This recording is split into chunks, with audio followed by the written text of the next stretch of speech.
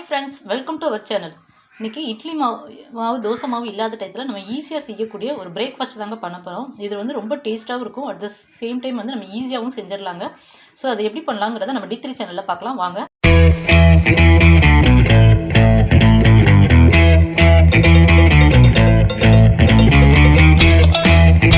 Hi friends, welcome to D3 channel.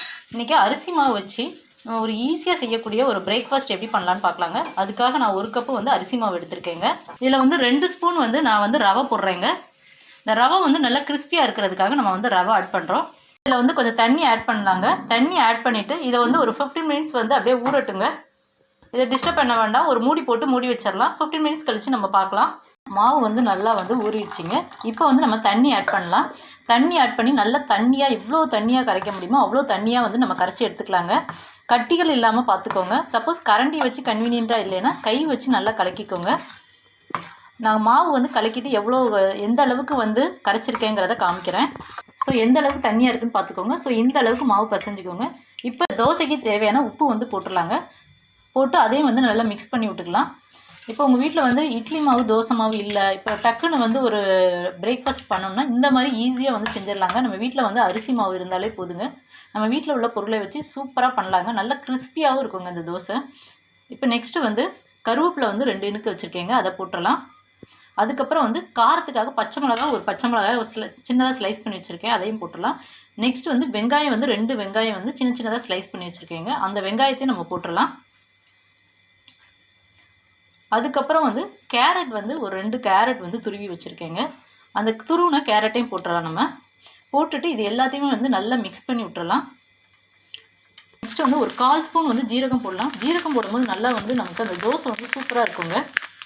இப்போ இதை வந்து நல்லா மிக்ஸ் பண்ணி விட்டுக்கலாங்க. பாருங்கள், பார்த்தீங்கனாலே தெரியும் எந்த அளவுக்கு வந்து தண்ணியாக இருக்குன்னு. ஸோ இந்த அளவுக்கு நல்லா டைலூட் பண்ணி நீங்கள் வந்து மாவு வந்து பசைஞ்சு வச்சுக்கோங்க.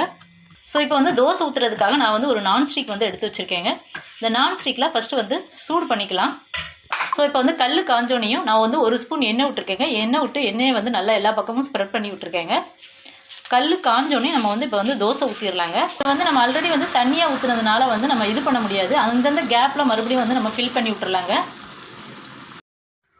இப்போ தோசை ஊற்றுனதுக்கப்புறம் நம்ம வந்து ஃப்ளேம் வந்து ஹை ஃப்ளேமில் வச்சிடலாங்க. ஹை ஃப்ளேமில் வச்சுட்டு ஒரு 2 மினிட்ஸ் வந்து நல்லா வேகட்டுங்க. வெந்தனையும் அப்படியே வந்து நம்ம எடுத்துடலாங்க. இதை வந்து திருப்பி போட வேண்டிய அவசியம் இல்லைங்க. நம்ம ஏற்கனவே ஊற்றுனது வந்து நான்ஸ்டிக்கில் வந்து தோசை ஊற்றினாங்க. இப்போ வந்து அதே மாவில் நம்ம வந்து தோசைக்கல்லையும் ஊற்றி காமிக்கிறேங்க பாருங்கள். ஸோ இதுவும் வந்து வெந்தோடனே நம்ம வந்து அப்படியே எடுத்துடலாமல் திருப்பி போட வேண்டியது இல்லைங்க. சூப்பரான மொறு தோசை வந்து நமக்கு வந்து ரெடி ஆயிடுச்சுங்க. அதுக்கு நான் வந்து சைடிஷாக வந்து தக்காளி சட்னி வச்சு சாப்பிட்றேங்க. செம்ம டேஸ்ட்டாக இருக்குங்க. நல்லா காரசாரமாக சட்னி வச்சு சாப்பிட்டிங்கன்னா அவ்வளோ அட்டகாசமாக இருக்குங்க. நீங்களும் உங்கள் வீட்டில் வந்து ட்ரை பண்ணி பாருங்கள்.